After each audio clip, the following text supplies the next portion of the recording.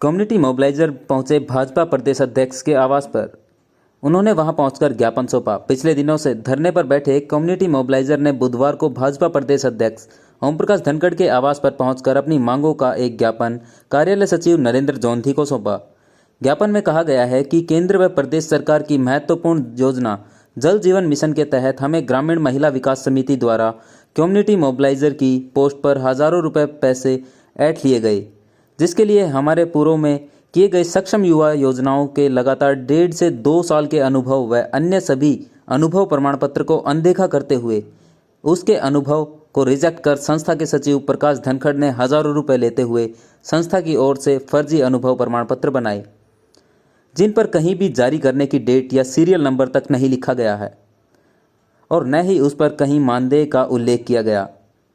इस पर जब हम सभी ने ऐतराज जताया तो उन्होंने हमें धमकाते हुए कहा कि यही मिलेंगे। इसी दौरान विभाग द्वारा अपने स्तर पर कार्रवाई करते हुए विभिन्न फॉर्मेलिटी पूरी करते हुए 26 दिसंबर को विभाग के मुखिया DR यादव ने SC जगबीर सिंह से मौजूदगी में सभी कम्युनिटी मोबिलाइजर की ज्वाइनिंग करवाई। वहीं 6 जनवरी 2021 को जिला उपायुक्त जितेंद्र कुमार की अध्यक्षता में संवाद भवन झज्जर में 1 दिवसीय ट्रेनिंग कराई गई। इसके बाद सभी कम्युनिटी मोबिलाइजर ने अपने अपने कार्य क्षेत्र में कार्य करते हुए 177 गांव की विजिट की। 69 विलेज फैसिलिटेटर नियुक्त किए गए। 219 ग्राम एवं जल सीवरेज कमेटी की मीटिंग आयोजित कराई गई। 36 स्कूलों में मीटिंग की। 20 गांवों में नुक्कड़ सभा आयोजित की गई।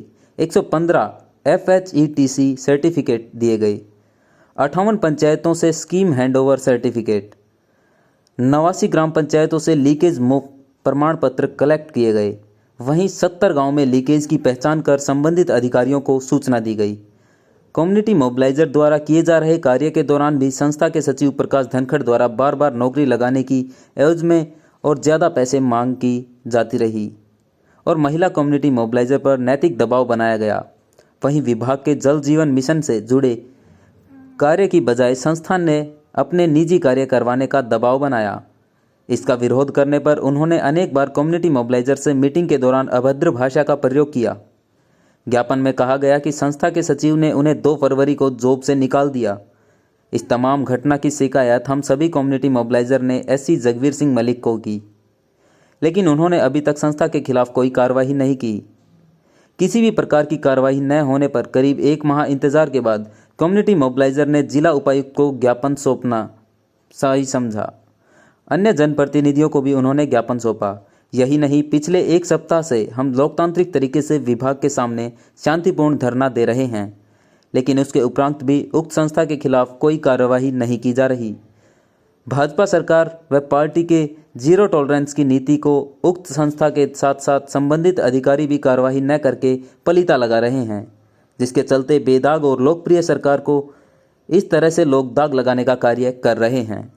बताइए मैम, आज ज्ञापन दिया है धनखड़ के कोठी पे, तो क्या लग रहा है आपको?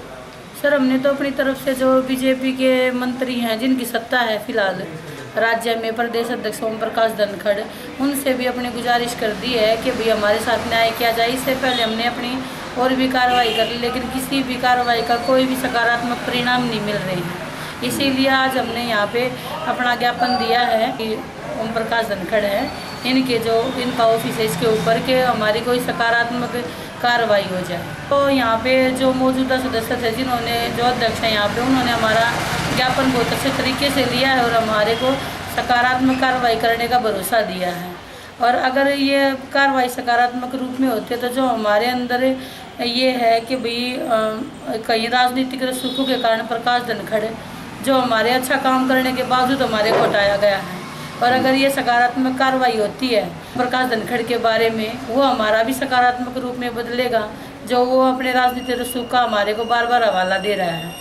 तो मेरी भी ये उम्मीद है कि हमारे साथ सकारात्मक कार्रवाई होगी। दीपेंद्र भी आया था धरने पर। दीपेंद्र ने जो आश्वासन दिया सोमवार तक का, क्या उस पर कोई कार्रवाई होती? नहीं सर, उसके ऊपर कोई कार्रवाई नहीं हुई। दीपेंद्र हुड्डा हमारे धरने पे आए थे, उन्होंने SC साहब और प्रकाश धनखड़ को सोमवार का अल्टीमेटम दिया था, जिस पे SC साहब ने भी आश्वासन दिया था।